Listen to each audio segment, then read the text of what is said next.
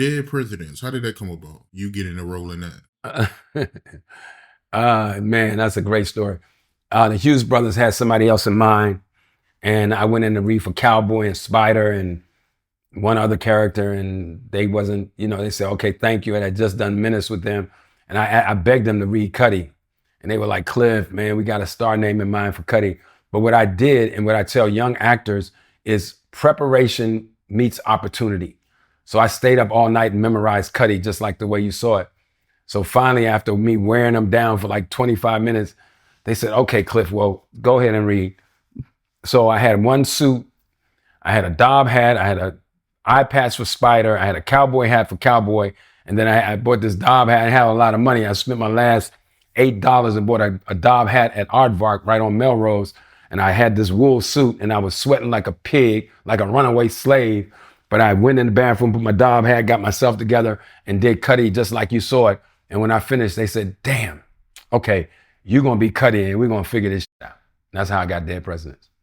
Did you think it would turn out to be the classic it became? No, I didn't think Menace or Dead Presidents. I thought they would be good movies, but I didn't think they would become cult classics. And I'm just honored to be a part of it. And I am forever grateful to Jamie Foxx, to the Hughes brothers for allowing me to be in Menace and Dead Presidents and Ray. And I also want to give honor to my friend, Mr. Charles Dutton, who cast me in Rock, which was a classic role. So I'm just very grateful, Oz Scott, who's casted me in a lot of stuff. My friend Rose Catherine Pinkney, who's always had projects and considered me like in Sacrifice.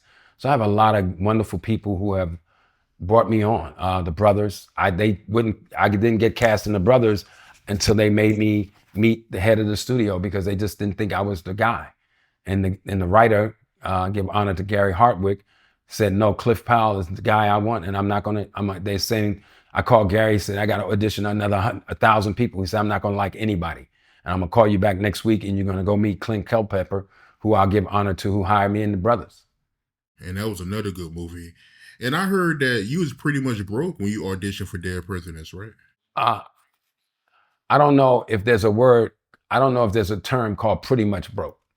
I think you either broke or you just got money. No, I was broke. I broke. But it was sometimes it's not about the money, man. Next Friday is another classic that, I didn't have a lot of money when I did, but and they don't pay a lot of money, but if you string about 20 of them along and you get the residuals, I get a lot more money from my residuals now.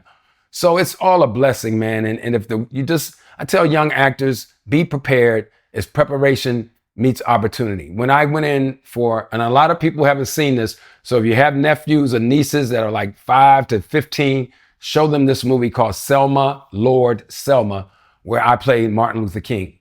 They didn't want me for King. They had a star name in mind. And I begged the producer, I begged Reuben Cannon to let me go read. He says, Cliff, they have a star name. And so finally, after about 25 minutes, Reuben came back and he said, they said they'll see you. And so I walked in, they said, you have anything prepared? I said, yeah, I have Dr. King's last speech. They said, okay, all right. So I said, now it doesn't matter what happens now. We've got some difficult days ahead. Like anybody, I would like to live a long life, So after I did that, they said, you know what? You're going to be king and we're going to work it out. Now, the reason I did that little clip is because I want young entertainers to understand that's just voice work.